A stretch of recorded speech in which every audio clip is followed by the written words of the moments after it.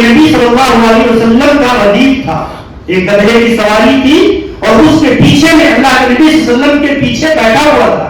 کہتے اللہ کے نبی صلی اللہ علیہ وسلم نے مجھ سے کہا یا غلام انی اعلمک بکلمات احفظ اللہ یحفظک، اے بیٹے میں تمہیں چند کلمے سکھلاتا ہوں، اگر تم اس کی حفاظت کرو گے تو اللہ تعالیٰ تمہاری حفاظت کرے گا.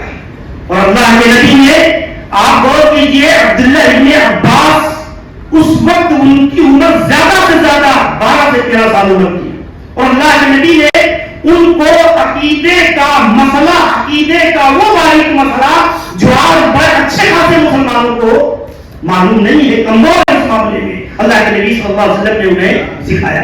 کیا سکھایا؟ رسول اکرم صلی اللہ علیہ وسلم نے انہیں سکھایا، دیکھو اذا سألت فاسأل اللہ، جب تم اپنی حاجتوں میں، اپنی ضرورتوں میں مانگو تو صرف اللہ سے مانگو. وَإِذَا اسْتَعَنْتَ فَاسْتَعِنْ بِاللَّهِ، اور جب استعانت طلب کرو، مدد طلب کرو تو اللہ رب العالمین سے مدد مانگو.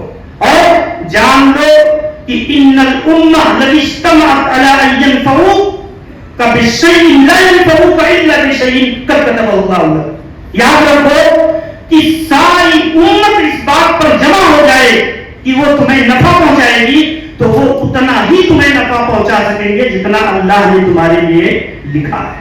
اور یہ ساری کی ساری قوم جمع ہو جائے اس بات پر کہ وہ تمہیں نقصان پہنچائے گی تو وہ اتنا ہی نقصان پہنچا سکیں گے جتنا اللہ تبارک و تعالیٰ نے تمہارے لیے لکھا ہے.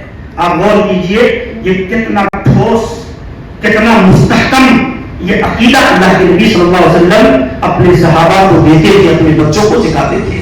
تو آج عقیدہ کی ثبات قدمی ہمارے نوجوانوں میں، ہمارے بچوں میں یوں ہی نہیں آئے گی. عقیدہ کی ثبات قدمی کے لیے ہمیں اپنی مسجدوں میں، صباحی و مسائی دروس میں، اپنی مسجدوں کے دینی حلقات میں عقیدے کو پڑھانا ہوگا، سمجھانا ہوگا. آج انقلاب کی جو لہریں اتنی تیزی سے مسلم معاشرے کو اپنے لپیٹ میں لے رہی ہیں، اس کے بنیادی وجوہ کے میں سے ایک بنیادی وجہ یہ ہے کہ آج ہمارا نوجوان توحید اور کفر کی سرحدوں کو نہیں سمجھتا، اسلام اور کفر کے ضابطوں کو نہیں سمجھتا. وہ جانتا ہی نہیں کہ اللہ پر ایمان کا تقاضا کیا ہے، ایمان کا تقاضا کیا ہے، اللہ کی وحدانیت کے قبول کرنے کا تقاضا کیا ہے، اللہ کی عبادت کا تقاضا کیا ہے. وہ ان باتوں کو نہیں سمجھتا.